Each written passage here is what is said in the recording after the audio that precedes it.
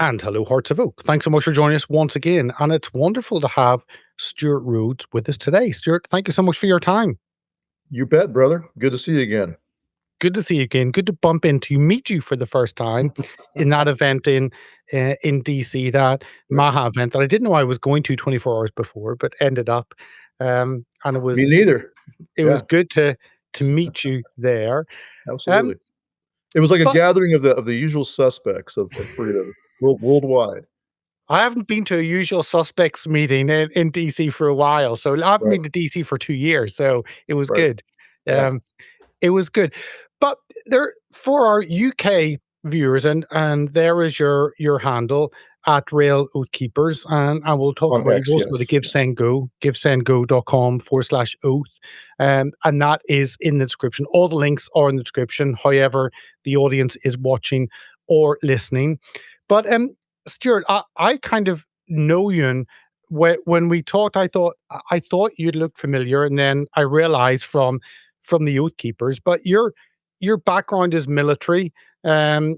You were there for a number of years. You were discharged. Yeah, You I served as a paratrooper, yeah. a long range reconnaissance unit, and I was disabled in a parachuting accident. So I have a spinal fusion and two steel rods in my back. So that was the end of my military career. But yes, I served. It was back in the '80s when I first went in the military. So long time ago. But then you've got that. Then you've got your legal, Yale University. Yeah. You graduated so we've got the legal side. Yeah, Then you've also got the 2004, right. Yep, 2004. from Yale Law School, that's right. And then the Oath Keepers was 2009, I think. You started the Oath Yes, Keepers. yeah, the best way to track record is basically military, and then, of course, going to college on a VA, full ride because I was disabled veteran, and then I worked for Congressman Ron Paul in Washington, DC, in his DC office, and Ron Paul is famous as being called, Doctor No, because he just said absolutely no to anything that wasn't in the Constitution. It was actually a breath of fresh air. That's why I went to work for him. I was from Nevada, but I didn't want to work for anybody else in Washington, D.C. So I saw, had my DC experience, saw how corrupt it really is.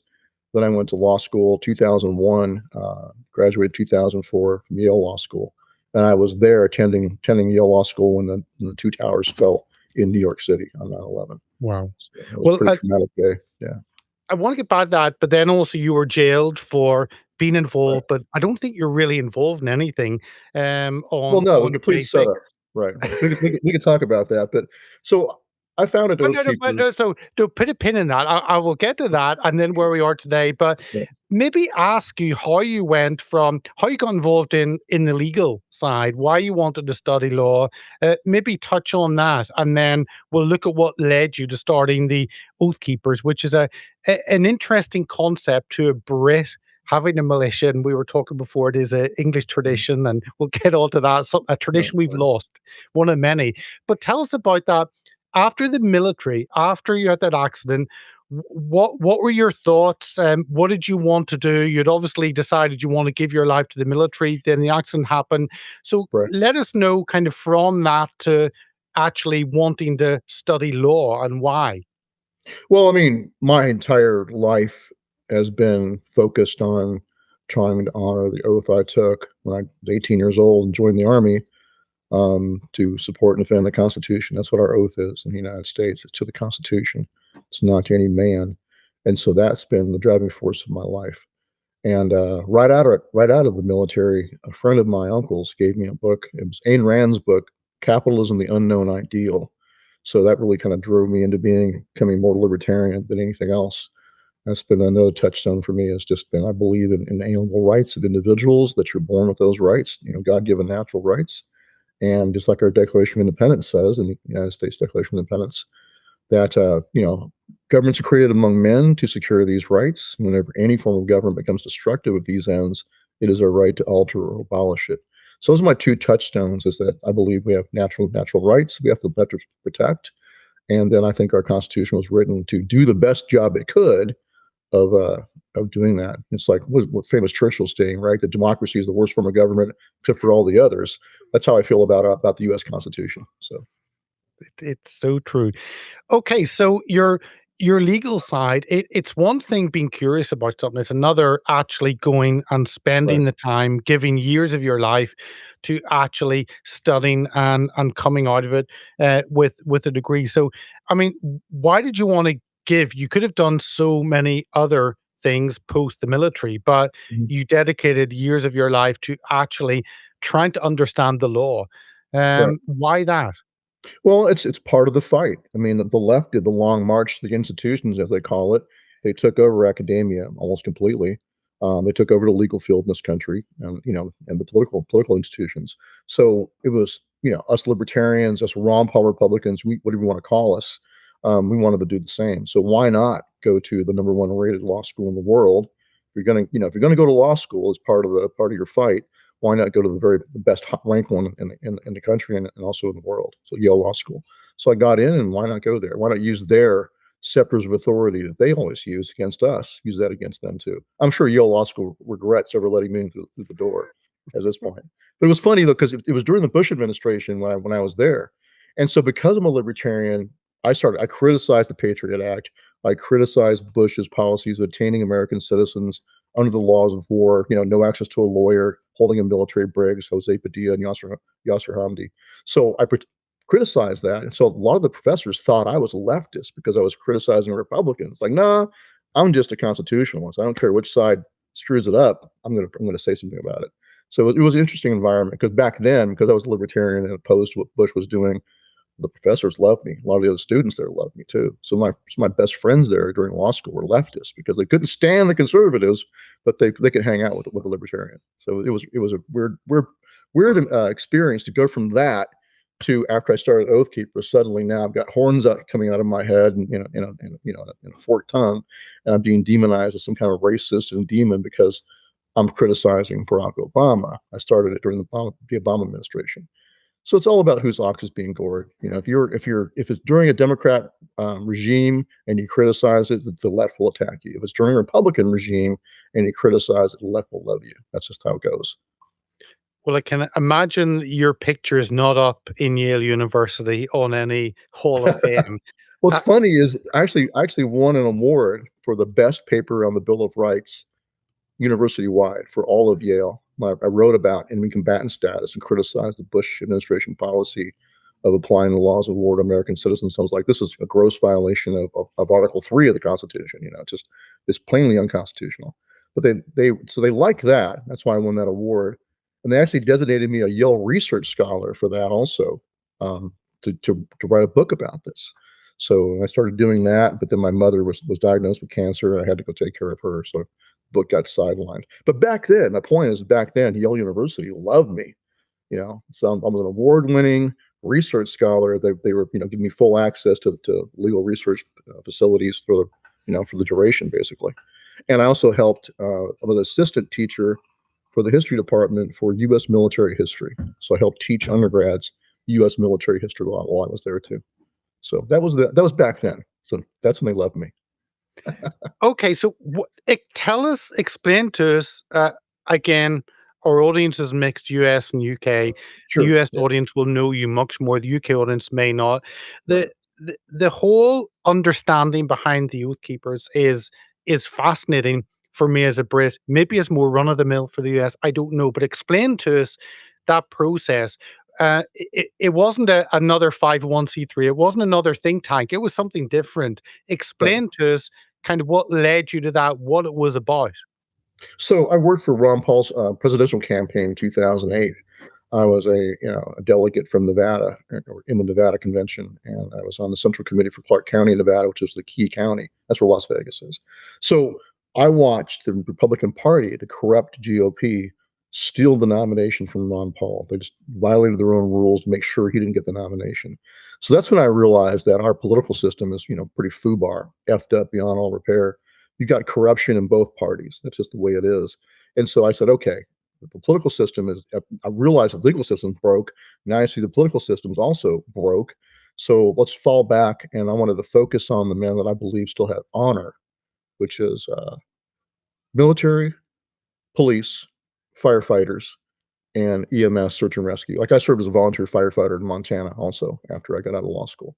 So I wanted to focus on them, the warriors in America, because I realized that the political elite, who are, both of them are corrupt. I consider it the uniparty. Both, just like Pat Buchanan said a long time ago, it's just two different wings of the same bird of prey, and that's what I saw in Washington D.C. So I wanted to focus on the men with the guns, those who'd be given orders to violate the rights of the people, and I wanted them to remember their oath, which is to the Constitution, and includes a duty to say no to unlawful orders. It's not, just following orders was no defense at Nuremberg for the Nazis. Just following orders is no defense now.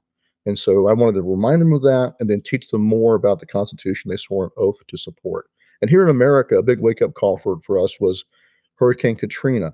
So in the wake of the hurricanes during the Bush administration, you saw police officers being brought from all over the United States to New Orleans to help, and then they wound up following unconstitutional orders to confiscate firearms from people who were just trying to defend themselves against looters.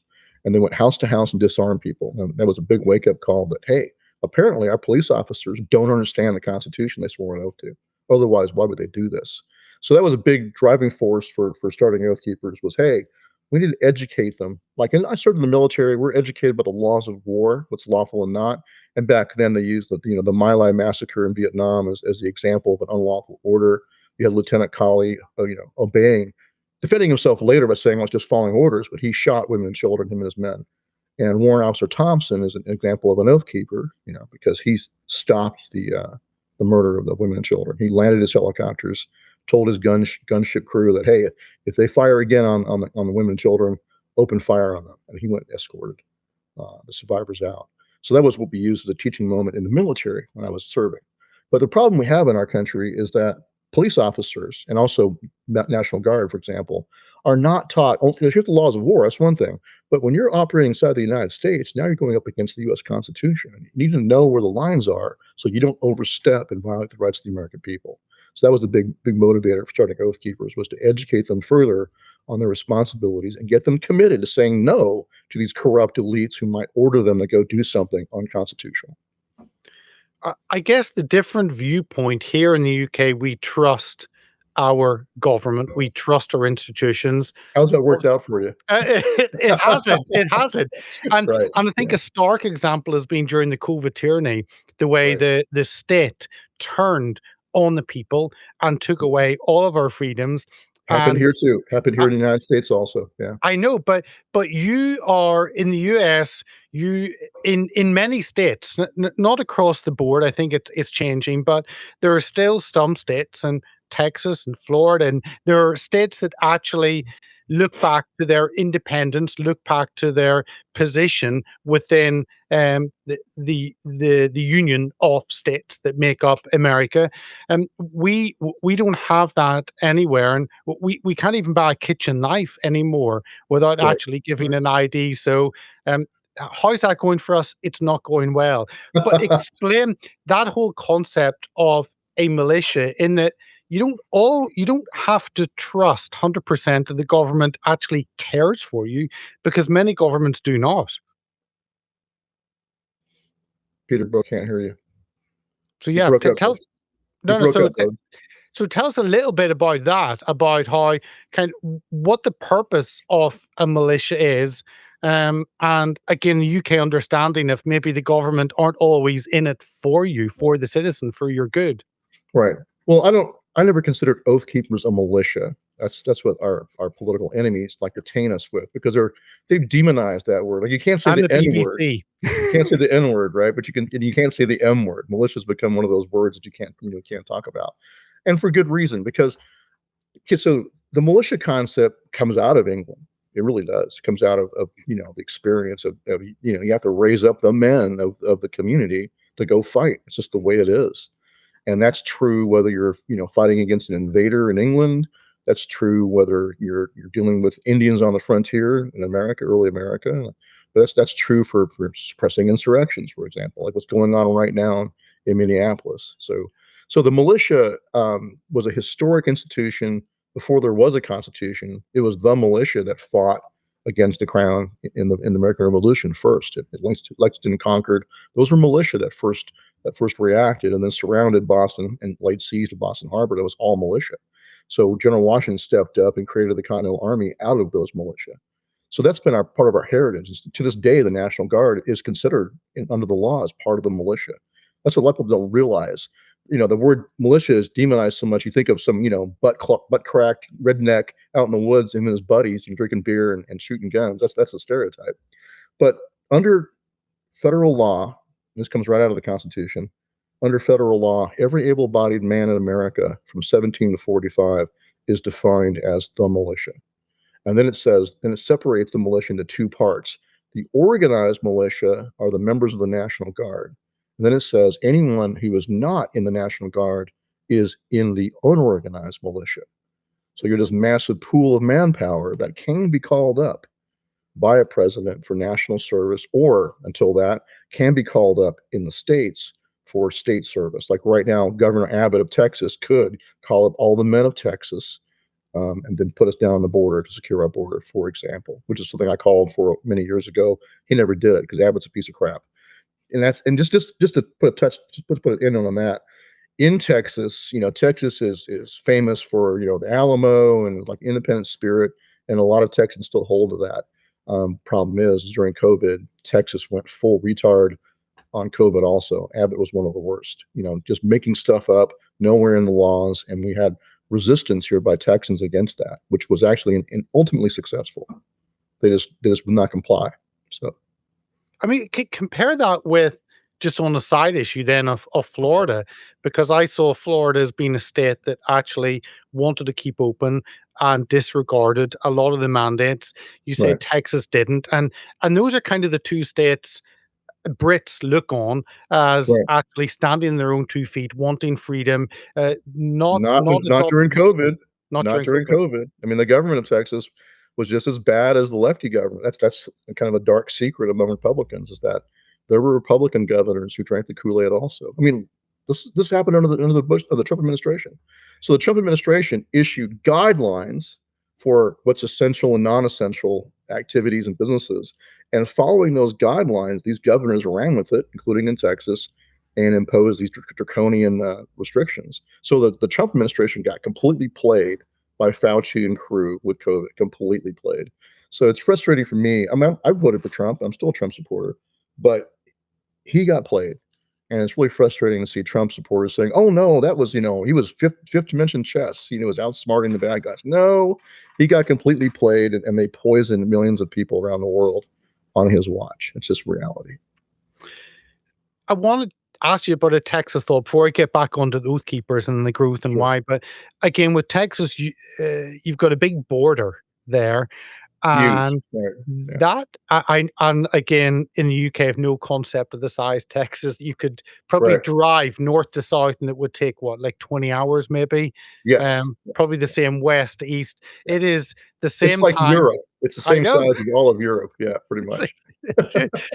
If I drove from here to the north of Scotland, probably 16 hours, and it'd be longer driving in Texas. But you got that Right. southern border, and again, you have a Republican state, and actually, that border is not being defended at No, all. And it no, intrigues me, it surprises me, concerns me, the way you have a state that many people think, "Oh, Texas is good. It's a red state. It's only been a red state for 30 years, but it's a red state." And yet that doesn't seem to come across in terms of especially protecting the border. no, not at all. In fact, Oath Keepers, we did a lot of volunteer operations on the border, trying to assist Border Patrol, spotting and reporting for them. But we realized pretty quickly that Abbott, he'll only do a dog and pony show in like a half a mile section in Eagle Pass where all the cameras are. He'll, concertina wire floating in the water and DPS vehicles, state patrol vehicles. He does a dog and pony show for the cameras, but the rest of the border is wide open. In fact, I flew in a private plane with an InfoWars film crew along the entire length of the border, filming it, showing how wide open it is. Only that one spot in Eagle Pass. So Abbott, I believe, is in the pocket of the cartels, the back pocket of China, the back pocket of our foreign enemies that want that border left wide open for all the reasons, sex trafficking, drug trafficking, bringing in their militants, bringing, their stay-behinds, bringing military-age males. We've had, I think, tens of thousands of military-age males from China have come across that border also. So all this is being done on Abbott's watch. Yes. Um, I could stay on that topic for a long time, but I want to know about why oath keepers grew. Why it became. I mean, you had what there were figures in the media, may or may not be correct. I don't know, but you had 40,000 Yes, that's members. accurate. Yeah. So, At our peak, we had 40,000 dues-paying members of Oath Keepers, and our Facebook what? page had 500,000 followers, 500,000 followers. So why? What need did you fill? Why was it successful? Why did people want to be involved? Well, Republicans who were completely fine with accumulation of power during the Bush administration, the creation of DHS, FBI, warrantless searches, they call them national security letters, all of that they were fine with in the name of fighting the war on terror. But then when a Democrat came in, Barack Obama, like their worst nightmare, right? He's basically a Muslim communist. This is a pattern we see right now in the United States, right? With in New York City, we see that with Keith Ellison in Minnesota. There's this very real red-green alliance between radical Islam and the radical left. And so when Barack Obama came in, it's kind of the precursor or the first part of that. Then they freaked out. So now conservatives were like, "Oh my gosh, we didn't know it was going to be given over to this." I was like, "That's what I was trying to warn you guys about. All the power you're creating and centralizing in the executive branch, named fighting the war on terror, is going to be used against us." That's what I said when I was at Yale, and I was right. I hate to be right, but here I was right. So now they freak out. Now it's like, "Oh, whoa, this is bad. This is bad. He's coming after us." It's, yeah, I told you. So now they come in. Now they're concerned about the Constitution. Now they're worried about what Barack Obama is going to do. And so then, that's when we got a massive influx of membership because of that, because they were scared of Barack Obama. Yeah. And what was the purpose of the Oath Keepers apart from providing that sense of, I guess, brotherhood and connection? Um, Right. did you actually have a purpose to actually do things? What if Yes. I'd become a member back in those days, kind of Mhm. what would I have been able to do? What would have been the benefit? So what I would tell people is, first, we have an obligation and duty, those of us who are former, like retired military and police, to reach out to the current serving. We call it reach, teach, and inspire. So RTI. We reach out to them, remind them of the oath they took. We teach them more about the Constitution they swore an oath to, so they know where the lines are. How can you obey your oath to defend the Constitution by refusing unlawful orders if you don't know where the lines are in the Constitution, what's lawful and what's not? So teach them more about the Constitution, and then inspire them to honor that oath. Okay. So I would tell the veterans out of the gate, how are you going to inspire a current serving policeman or military member to risk their job or even risk imprisonment by saying no? How are you going to inspire them if you're just sitting on your ass and not willing to step out and do your responsibilities under your oath? Because I said, you're bound by your oath also, just because you're former military or former police. The oath is not expired until you do. And so the current serving have a duty and obligation to do the right thing while they're still in service, but us veterans have a duty. And this falls back on hey, we're all in the militia, right? We're all supposed to be ready to serve our country. And I've been calling for years for President Trump to call us up, all of us veterans, and use us on the border. He can do it.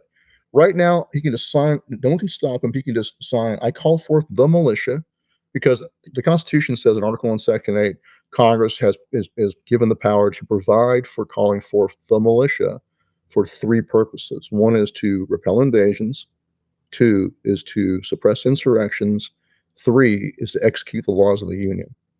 And we have all three happening right now. In fact, all three have been happening for, I would say, for over a decade at least. You have an open invasion of the United States with the complicit cooperation of internal enemies, making sure that people from foreign countries are flooding into our country for their purposes, for all it's all fifth generation warfare purposes to destroy this country. Same exact things being done to Europe, being done to the UK. Let's just not blow smoke up our rears anymore. This is a plan to destroy the Western civilization, to take down Western countries and destroy them. So we're being replaced with people from the third world who are not assimilating, who are being told not to assimilate. People who are facilitating this invasion are going out of their way to get them not to assimilate. Like, I come from, my mother's side of the family came from Mexico originally. My great grandfather fought with Pancho Villa, rode in the Mexican Revolution. That turned into a dictatorship. He fled north with my great grandmother. So I come from, we're all immigrants in the United States, but we come here, our forefathers assimilated, became part of this country adopted the American creed, which is individual liberty and loyalty to our Constitution. The immigrants that are being brought in now are being conditioned not to assimilate, and are being brought in such massive numbers that that's almost impossible to assimilate them. The exact same things that being done to the UK. That's what's happening right now. Tell us about J6, a moment which should have celebrated Trump's second term, obviously did not. Right. That's a whole other story. But the Oath Keepers were present on Capitol Hill. I don't think you were. I You was. were jailed Yes. for 18 years. Right.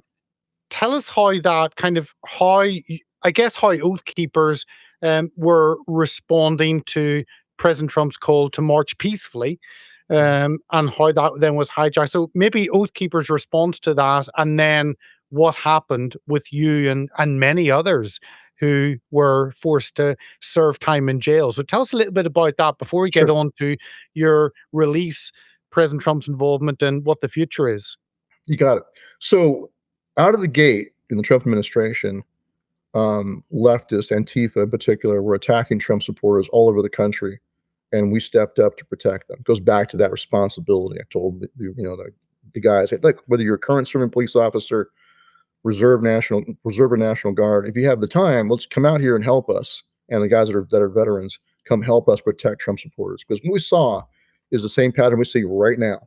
Anywhere the Democrats are in power, they'll give stand down orders to the police to not protect American citizens' rights. And then you have Antifa just raging through the streets, attacking Trump supporters. And so our first security operation was on January the 20th, 2017, at Trump's inauguration in Washington, D.C. We were in the streets with teams escorting Trump supporters safely back to their hotels or back to their metro stop or whatever. Because Antifa likes to attack the vulnerable, elderly, disabled veterans, people with kids. They're like friggin' hyenas. They'll also attack the weak. They're not brave at all. They will not go up against men that can actually fight. And so that's just the reality. So we were that was our start. We did hundreds of security operations all over the United States, Berkeley, California twice, Portland, Oregon, and oftentimes working side by side with the Proud Boys, another group that would step up and fight Antifa in the streets. But very successful, even in Minneapolis, like downtown Minneapolis, because there would be Trump rallies for his campaigns, and Antifa knows when you go into a Trump rally, you got to go through Secret Service screening, so that no one, in America, you can carry guns almost everywhere, right? But except that when you're going into a Trump rally, they know you're going to be unarmed when you come back out. So the Antifa would attack people. So we would post up retired police officers and retired military outside the venue. We'd coordinate with Secret Service where we can be, lawfully. And we would just wait there with armed escorts to escort Trump supporters back to their vehicles, because that's when Antifa would attack them. And so we were very successful in shutting Antifa down. Never, not one time, did Antifa ever hurt anyone we were protecting. And in fact, we never had to use force. We never had to even punch or kick Antifa or pepper spray them or use a baton or, let alone shoot. Never had to, because our presence alone deterred them. They were afraid to close on us. So it was very successful. So that's what we were doing on J6. We were there again. We'd been there in the big rally after the election, which I called out as illegal and unconstitutional and obviously stolen. That's in the weeds if you want, but we can talk about that. But it's clearly unconstitutional. So I called it out as unconstitutional, stolen, and we went there in November and December for massive rallies to protect permitted events all around the Capitol in November and December 2020. J6 was, again, the same pattern. There were permitted events already scheduled all around the Capitol, and we were there to protect two of them. One was for Latinos for Trump, about a block north of the Capitol in a park, and the other one was for Ali Alexander's Stop the Steal rally right outside the East Capitol doors on the Capitol grass. So we were there. That's what we were there to do. And Roger Stone was going to be the keynote speaker at Ali Alexander's event. Marjorie Taylor Greene, Josh Hawley, Louis Gohmert, other members of Congress were planning on coming out after they challenged the elector slates from the states. They were going to come out and speak to the audience, to the crowd. This is something that's brushed under the rug by the media, the mainstream media, and by the left in this country. People were already planning to, when they got done with President Trump's ellipse rally, to walk to the Capitol to attend additional rallies around the Capitol about the election. That's what they were planning on doing already. So it's completely nuts or nonsense to say that, oh, they followed Trump's orders spontaneously to go from the Ellipse rally and then attack the Capitol. It's complete garbage. They're already planning on going up there, as they had done in November and December. Big rallies down by the White House, Freedom Plaza, and then they march up to the Capitol for additional rallies. So what I think happened is the bad guys, the deep state, saw the pattern. Oh, they're going to go from down there up to the Capitol. How can we manipulate that to deflect attention from what we did? They pulled a coup. I call it the COVID coup. They used COVID as their excuse to violate state election laws across the country, and that triggered a violation of Article 2. Because Article 2 says that state legislature determines the manner for selecting electors in a presidential election, and that's done by the state legislatures and state election laws. When those are violated, that triggers a violation of Article 2 of the Constitution. So in 2000 with Bush v. Gore, that's what happened in that case. The Supreme Court stepped in and said, hey, you Florida Supreme Court, you can't just make up new rules. You have to follow the laws passed by the legislature of Florida when you count the hanging chads. And that's why it went to Bush. The Supreme Court stepped in. In 2020, Texas Attorney General Ken Paxton sued Pennsylvania. Other states jumped in on that lawsuit under Article 2 and said, you're violating the Constitution. You can't just do what you want. You got to follow state election law. That case went to the Supreme Court because under its original jurisdiction, anytime a state sues another state, it goes straight to the Supreme Court. They're the trial court. But instead of taking the case like they did in 2000, Bush v. Gore, in 2020, they sat on their hands and refused to hear the case. And only Alito and Thomas on the court were like, hey, wait a minute. We have no discretion not to take this case. We need to take it. But the rest of them, Amy Coney Barrett, Roberts, Kavanaugh, they sided with the leftists on the court and just sat on their hands. That's what threw us into a constitutional crisis. If they had not done that, J6 never would have happened. So that threw us into a constitutional crisis. We were rightfully protesting, rightfully encouraging members of Congress to reject the slates, send them back to the states, because how could they have fixed that? State legislature could have convened and picked their own electors like they used to do back in history. The state legislature always reserved the authority to just select their own electors. That's how you handle a so-called, pandemic. We can't have a real election. Just have them pick their own electors. That's what we were advocating for. So what happened is, I believe they saw the pattern. How can we manipulate this? So they made sure people got inside the Capitol. They made sure people fought with the police by having police use excessive force. I think there were police officers who were dual hatters. I would say probably working for the CIA. It's a record in U.S. history that the CIA will recruit NYPD, LAPD, DC Metro, and to do work for them. So I believe that's what they did. They made sure that there were some officers who used excessive force intentionally to enrage the crowd, so you would have the optics of people fighting with the police, and then the optics of people going inside the Capitol. Vast majority who went inside just wandered around and took selfies. Only a small, tiny percentage fought with the police. I believe that was manipulated intentionally. That's why they haven't released all the footage. They don't want you to see the thousands of hours of just people walking around and saying prayers and chanting, slogans. That's all. So they manipulated. We got caught up.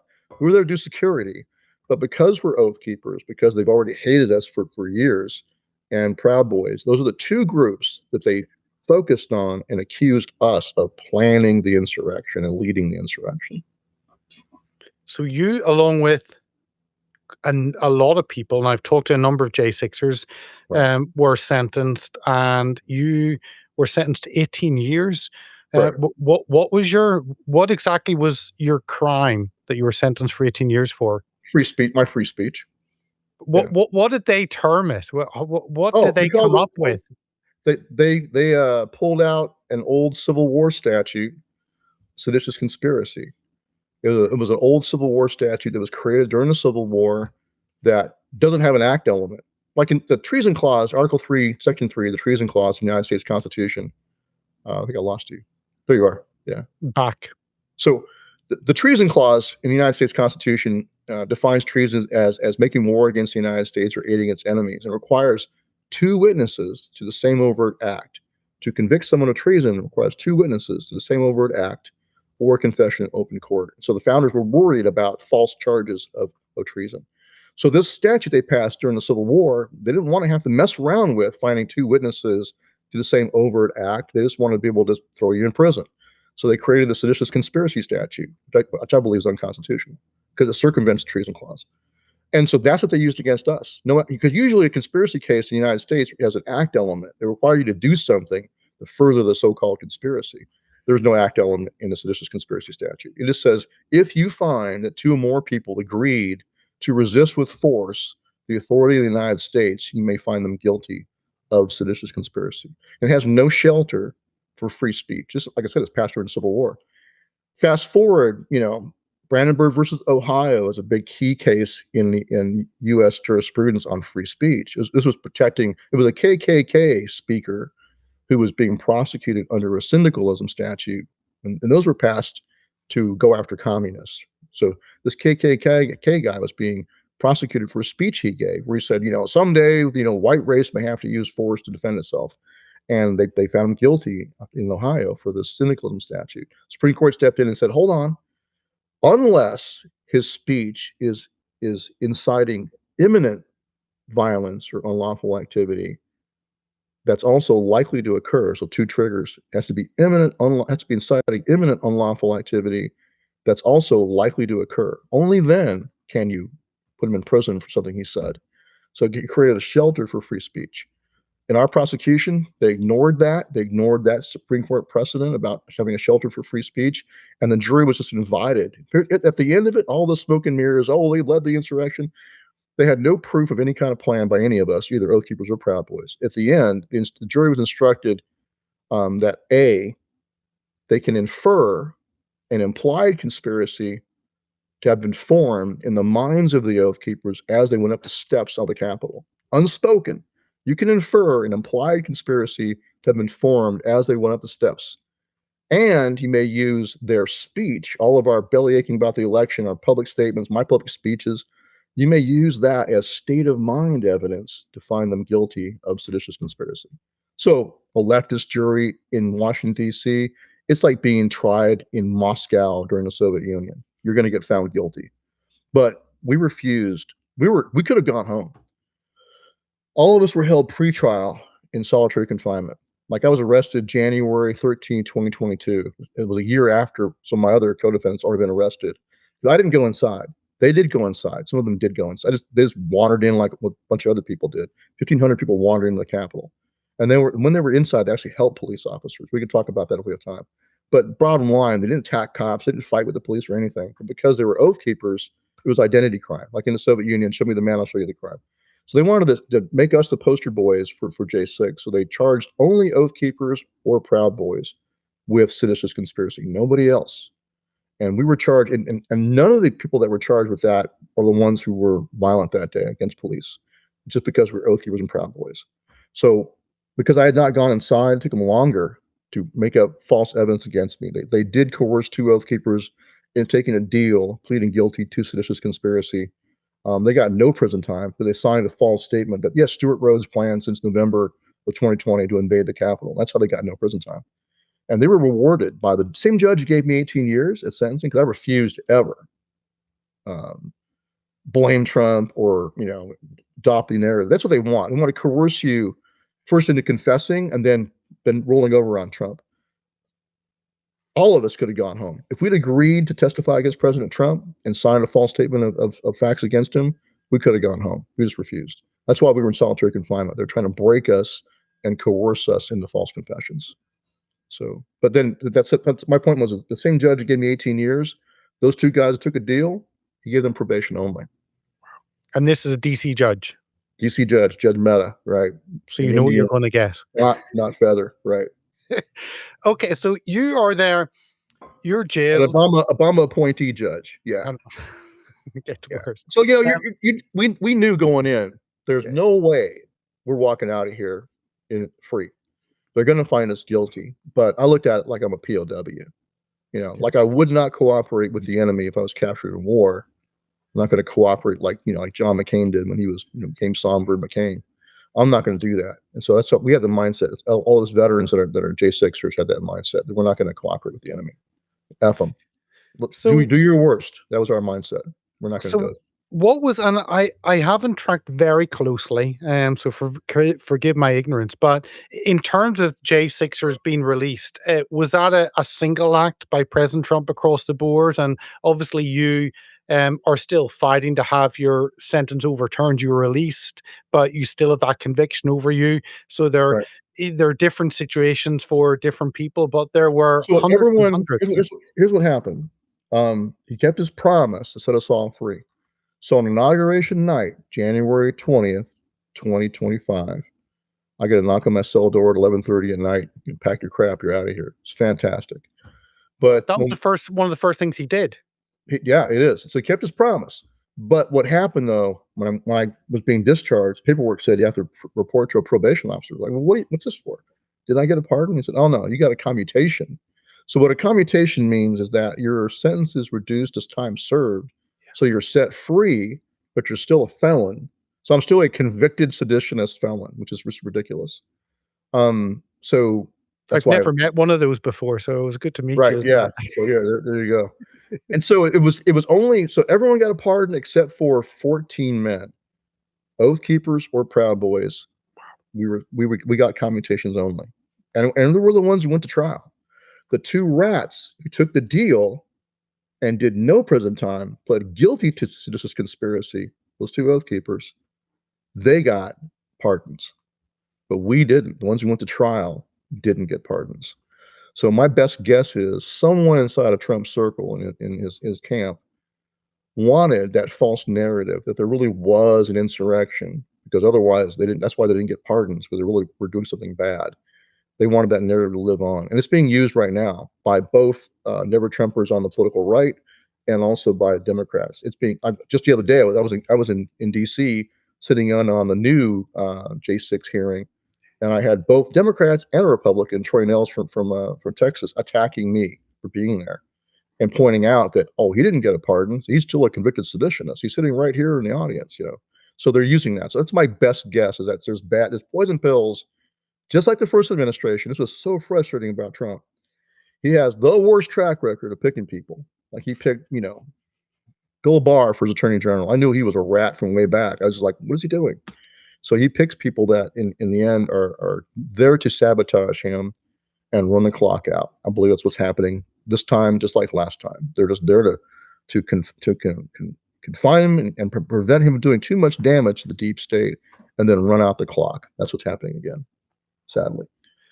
And I saw some of those tweets about you sitting there and the Yeah, left going yeah. ballistic. And Yes. this is Stewart Rhodes. What is he doing? So Yes, right. I Why is he here? You have a convicted seditionist sitting in the reserve section of this. So I it went know. ballistic. But it was surprising to see Troy Nehls, a Texas representative, adopting like 90% of the Liz Cheney false narrative they had sold back in the first J6, unselect committee.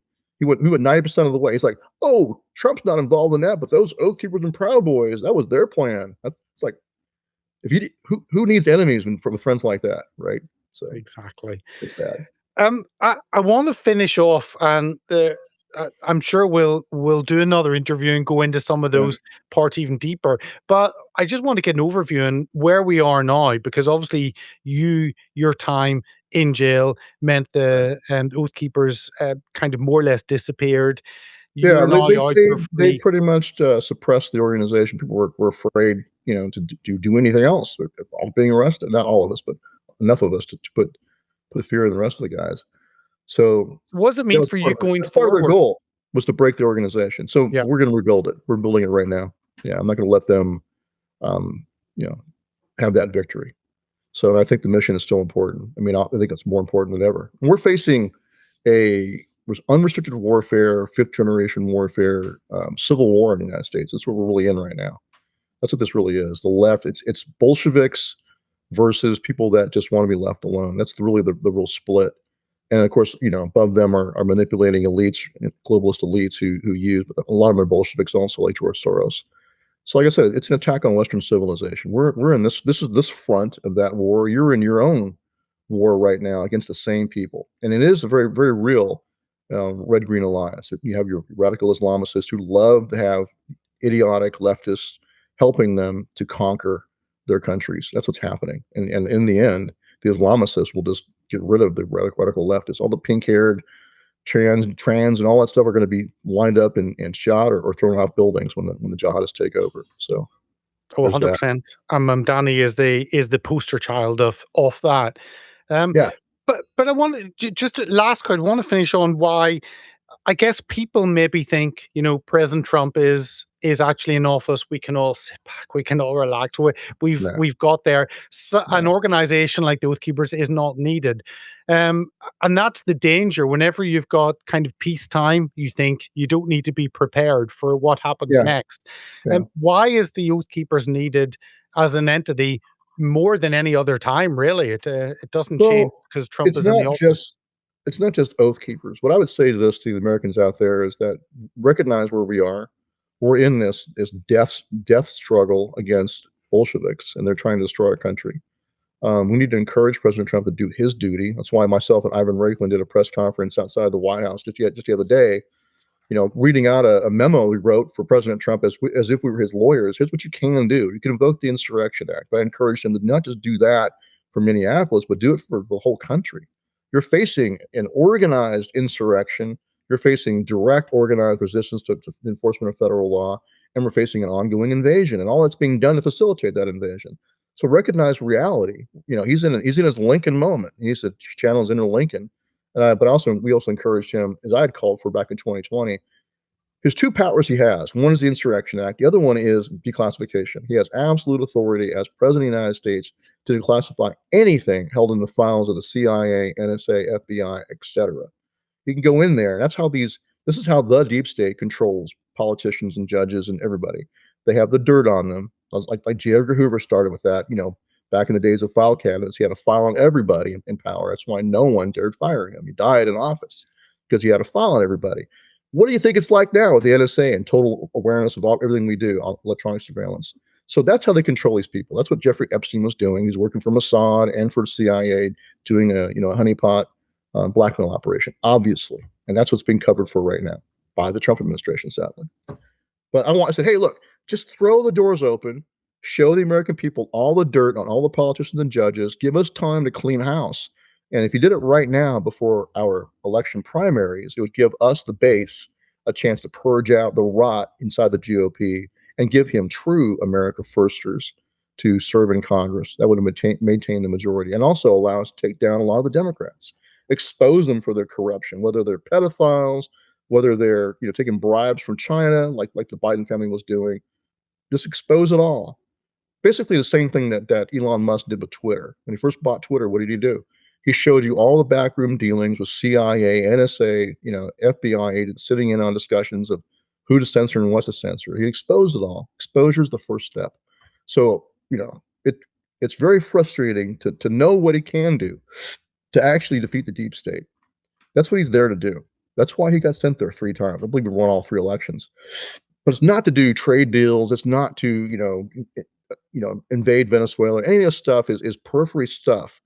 The real purpose he's there is to defeat the deep state, which includes their Marxist allies inside the United States.